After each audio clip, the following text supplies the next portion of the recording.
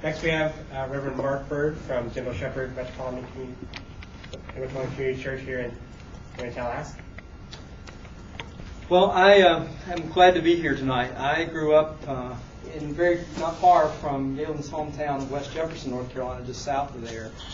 Before I came to Metropolitan Community Churches, I was a senior Baptist pastor in a very high-profile church near Washington, D.C., near the main entrance to Quantico Marine Base.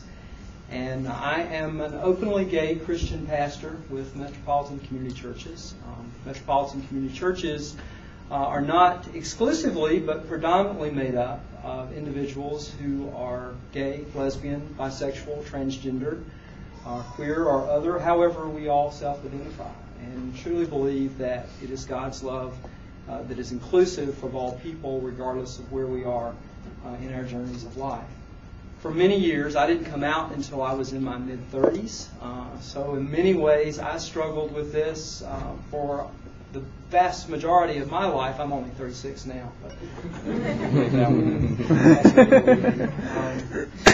but it was a journey because I grew up in a very extremely fundamentalist church that thought Southern Baptists were liberal. We were Southern Baptists, but we called ourselves Missionary Baptists. And we heard every Sunday morning, no matter what scripture the pastor chose to preach from, we heard how bad abortion is, how bad black folks are, and how bad homosexuality is. Every Sunday morning that was pounded into our heads. And so, considering the fact that I could be in any way considered gay was not on the radar scope at all. And spent many years, those 35 years, repressing it, denying it, projecting it, all those things that we go through.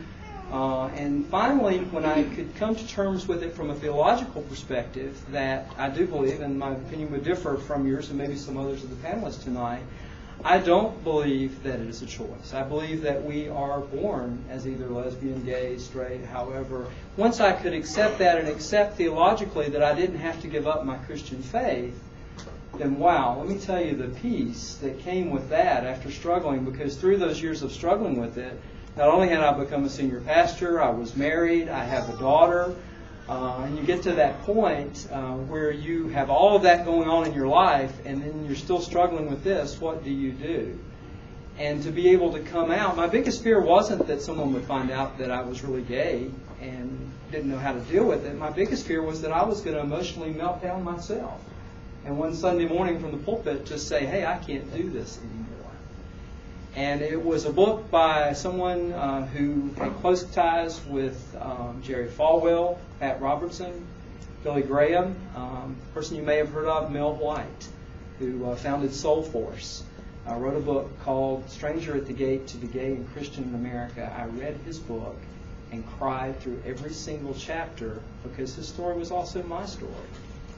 And for the first time, my theological walls began to tumble down, and I could accept that I could be gay and be Christian. But what I had to do in order to accept that was to come out of fundamentalist Christianity before I could come out as a gay man, and then begin to still live into my calling, not only as a Christian, but also in responding to my call to be faithful in serving as a pastor. And I made the transition from the Baptist denomination to Metropolitan Community Churches. My biggest fear in coming out was that I might lose my daughter. She was 7 when I came out to my wife 13 years ago. And my wife and I were separated for 3 or 4 months. And I went back home after those 3 or 4 months, and we lived together another 6 years. Mainly because we wanted to make sure that our daughter was at a place emotionally and where she was growing up she could handle it. Finally, in 2002, my wife said to me, you're going to have a heart attack and die if you don't deal with this stress. And I would rather that our daughter have a healthy, happy, gay dad than for you to have a heart attack and die, or you to try something worse. Because during those periods, I had also come close to suicide on a couple of times. And so I know that you can get to that deep, dark place that you feel like you can't overcome.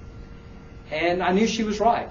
And so I began to put things in place in my life to live with honor and integrity and honesty as best that I could. And we had decided at that point that when our daughter asked, we were going to tell her. And so she asked what was going on. Why were we going to go through this divorce thing again? And she said, Dad, please tell me. And I said, okay.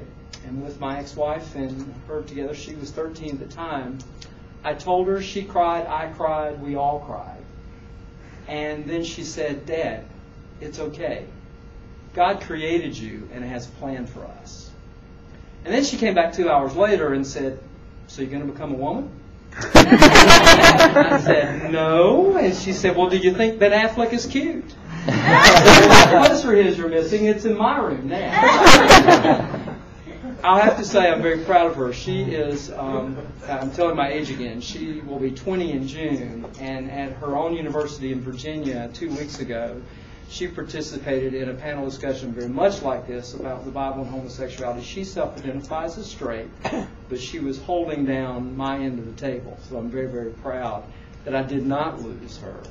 And, I would say it's a journey, it's a struggle, yes, but having to grapple with what Scripture says or doesn't say for each of us as individuals, no matter what our faith tradition is, whether it's Muslim, whether it's Jewish, whether it's Christian, we all have to struggle with what the meaning and where our own spiritual journeys have led us to that point.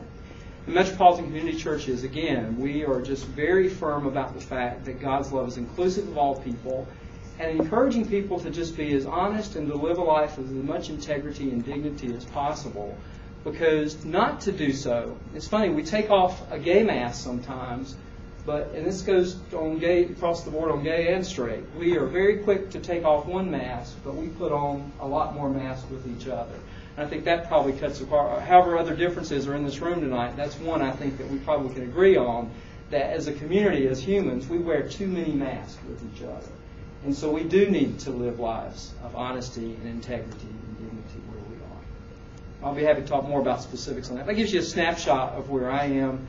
And I came to this community from Washington, D.C. last year. I will make one confession. I almost wore my Carolina blue shirt tonight. I am an alumnus of the University of North Carolina at Chapel Hill. So I'll just put that out there in the sake of honesty and integrity. I want you to know I'm a Tar Heel at heart, but I am wearing your color tonight.